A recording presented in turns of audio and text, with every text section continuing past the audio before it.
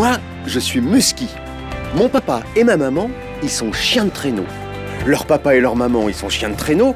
Et les papas et les mamans des papas et des mamans de mon papa et de ma maman, ils étaient chiens de traîneau. Et moi, devinez quoi? Je suis encore trop petit, hein.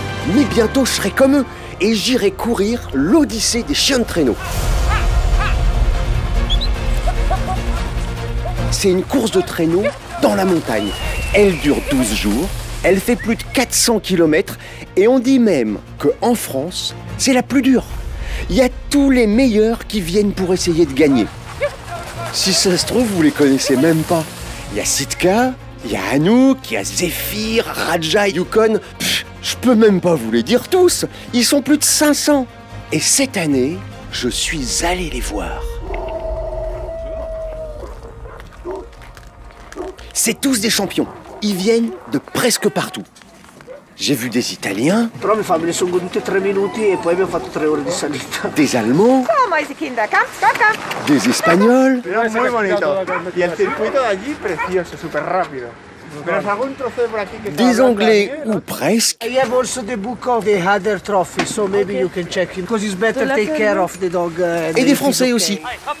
Mais certains qui ne connaissent même pas la montagne. J'habite en Picardie, donc on n'a pas l'habitude comme ça de faire du sport en altitude. Même l'hiver, j'ai pas de neige en fait, donc ils voient la neige que sur les cours. Et d'autres qui viennent du sud, du soleil. Chez moi il fait trop chaud, donc j'entraîne uniquement de nuit. Mes chiens, je les vois jamais s'entraîner de jour, c'est trop chaud sinon. Alors ils sont pas venus tout seuls, ils sont venus avec leurs humains. Il y a les mushers, c'est ceux qui conduisent les traîneaux. Et il y a les handlers qui les aident à s'occuper des chiens. De toute façon, la priorité dans ce sport, c'est les chiens. Donc, si eux sont pas bien, on n'arrive à rien. Donc, ils passent avant tout. C'est les chiens, et puis quand il reste un peu de temps, on s'occupe du bonhomme. Normal, il faut s'en occuper comme il faut. Ils courent pour nous faire plaisir, donc il faut leur rendre quoi. Il faut s'occuper d'eux, il faut enlever les harnais, leur donner à boire, voilà, il faut qu'ils soient en forme. S'occuper d'eux, ça veut dire aussi leur faire bien à manger. Et ça commence dès le matin. C'est petit-déj pour eux, donc croquettes et un peu de saucisses. Avec un peu d'eau tiède et puis... c'est pour ça qu'il y a Ottawa qui demande qu'on aille un peu plus vite. C'est... Allez, dépêche-toi, j'ai faim. Et quand les chiens auront pris leur soupe, auront fait leurs étirements et leurs petites marches, après on les remet en box et à partir de là on s'occupe à nouveau de nous. Donc oui, c'est toujours les chiens avant nous. C'est quand même eux qui font un gros effort et se font énormément plaisir. Ah ben moi je le comprends, Ottawa, hein. J'en voudrais bien aussi des saucisses et des croquettes. Alors, ils se font plaisir en faisant la course parce qu'ils aiment courir. Mais ils aiment manger aussi. Alors ils mangent plusieurs fois dans la journée. Ça commence dès le matin, avant le départ de la course. Mais le repas le plus important, c'est à l'arrivée, après avoir bien transpiré. La première chose, réhydratation, donc un petit mélange avec de la viande de canard, de la viande de poulet, de l'eau tiède, de l'huile de saumon, ils ont du thon, des sardines, tout ça mélangé. Ça fait envie, hein? Ça leur permet de boire. Si on leur donnait que de l'eau toute seule, sans rien dedans, ils sont parfois fatigués et ils ne veulent pas boire, alors qu'il faut qu'ils boivent pour évacuer les toxines, tout ça. Donc ce petit mélange-là, il est parfait pour eux, ils adorent. Et ils se font pas prier pour boire leur gamelle. Vous avez le droit de noter la recette si chez vous, vous voulez faire plaisir à votre chien, hein. Mais attention, ça, c'est une recette pour les vrais sportifs. Par exemple, pour les athlètes, on prend du sucre. Pour les chiens, le carburant de leurs muscles, c'est la graisse. Donc en fait, on donne des nourritures assez chargées en graisse parce que leurs muscles fonctionnent avec la graisse. Donc là, ce que je leur donne, c'est assez gras. Mais des fois, même si c'est bon et que c'est préparé avec amour, il y en a, ils veulent pas manger. Mystique, elle a pas mangé ce matin. Elle a couru hier. Ça va, la patate, hein, elle est toujours aussi chiante. Mais elle a bu, mais effectivement, ce matin, elle a pas mangé. Et elle nous a fait un caca, un mouk. Et rigolez pas, parce que le caca, c'est super important. Les humains, j'ai bien vu, hein, ils passent beaucoup de temps à les ramasser. D'abord parce qu'ils n'aiment pas marcher dedans, mais en plus, quand ils les ramassent, ils les sentent et ils les regardent. La crotte de chien, c'est important. C'est le premier signe annonciateur de problèmes. Déshydratation, mauvaise digestion. La déshydratation, ça veut dire qu'on boit pas assez. D'une manière générale, que ce soit pour les animaux et comme pour tout le monde, eh ben, il faut surveiller sa crotte. Plus la crotte est belle, mieux c'est. Bon, mais alors, tant qu'à en parler, on va jusqu'au bout. on reconnaît à quoi une belle crotte? C'est une crotte bien formée, bien dure, normale. Une belle crotte de chien, ça va être une crotte dure qu'on ramasse, qui sent pas fort, et quand on la ramasse, elle laisse pas de traces. Ça, c'est une belle crotte. Et maintenant que j'y pense, moi j'ai fait une super crotte ce matin, je suis plutôt en forme. Et donc, on le dit pas assez souvent, mais c'est important de faire des belles crottes. Et ouais, c'est un bon indicateur. Ouais. Ça représente un peu l'état intestinal du chien et souvent à l'effort, ça se complique. Alors, pendant les 12 jours de la course, après l'effort, il y a un autre truc super important. Et les chiens, ils adorent ça. Ils en ont tous les jours, et même des fois, plusieurs fois par jour, c'est les massages.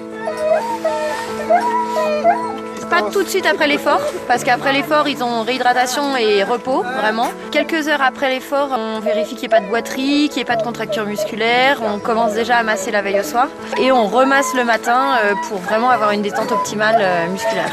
Et un massage, c'est pas seulement quelques caresses. Il faut prendre son temps. Ici sur la course, on a un team de 12 chiens, donc on masse les 12. Donc c'est en plusieurs fois, hein. C'est le soir, le matin, des fois aussi juste avant la course. Le soir, ça prend 1 heure, le matin un petit peu plus. Il y en a certains qui sont très très expressifs et qui pendant le massage nous regardent presque gémissent de bonheur. Ils adorent les câlins, mais je pense que le massage, là, ils sentent vraiment qu'ils en ont besoin, c'est comme nous, hein. Car moi je suis kiné, donc j'imagine bien ce que ça peut leur procurer au niveau bien-être et confort pour l'épreuve qui va avoir lieu tout à l'heure. Moi aussi j'imagine bien, même si j'ai pas d'épreuve, hein, j'en veux bien encore des massages. Quand on rentre, c'est papouille pour tout le monde, promenade 1/4 d'heure pour tout le monde, récupération active, et puis après c'est massage intégral pour tout le monde, quoi. Et le lendemain matin, c'est étirement pour tout le monde, comme un coureur de fond. On essaie toujours de les soigner au maximum. C'est des athlètes vraiment de haut niveau qui donnent vraiment tout, par plaisir et pour faire plaisir aux mushers, donc on essaie de les soigner le mieux possible. Et quand ils ont tous été bichonnés, qu'ils ont bien mangé, hop, chacun chez soi. Pendant la course, la maison des chiens, c'est un camion ou une remorque. C'est ça, le 4 étoiles, avec le gros lit de paille, tout confort. Toilette sur le palier quand même. Ils recherchent les endroits confinés, ils se sentent en sécurité. Donc ils adorent ça, pour se reposer. Et attention, c'est pas un dortoir, c'est un peu comme à l'hôtel, chacun sa chambre. Les cages avec un petit tapis un peu molletonné chaud pour permettre qu'ils soient au confort. Puis on a des petites plaques devant les aérations qu'on met pour éviter quand ça fait très froid la nuit. Les chiens subissent ces baisses de température le soir, qu'ils soient bien. Comme nous, quand il fait froid dehors et qu'on peut aller dans un milieu au chaud, on est content. Donc les chiens c'est pareil. Leur petite tanière, leur endroit chaud pour la récup, ils sont contents. Donc ils dorment tranquillement. Et avant d'aller se coucher, chacun a ses petites habitudes. Le soir, le rituel, c'est on nourrit les chiens. Tous les chiens passent au massage avec Aneta, au débriefing, on va dire, un peu physique. Et puis ensuite, ils ont une petite dernière sortie du soir avec nous, histoire de faire, entre guillemets, le pipi avant le dodo, quoi. Et après, on les rentre et ils se couchent. Et puis moi, en général, je suis le premier à me lever le matin vers 5-6 heures pour aller les sortir. Je vous l'avais dit, des pachas. Les chiens sont traités comme des pachas. C'est des champions, faut dire, hein. Ils ont une vraie vie de star. Avec en plus, parce que ça, les humains, ils en ont pas autant, tout le temps, des caresses, des papouilles, des gratouilles et des câlins. Ah bah évidemment, mais ça, il y a la dose de câlins à chaque étape. Toujours des câlins. Beaucoup d'amour. C'est pour ça qu'ils courent aujourd'hui. Ils courent pour nous faire plaisir et c'est la moindre des choses de leur rendre par des caresses et beaucoup d'amour. L'odyssée des chiens de traîneau, elle dure 12 jours. Alors revenez quand vous voulez. Dans le prochain épisode, je vais essayer de savoir comment ça se passe dans l'attelage pendant la course, entre les plus forts, les plus malins et les plus rapides.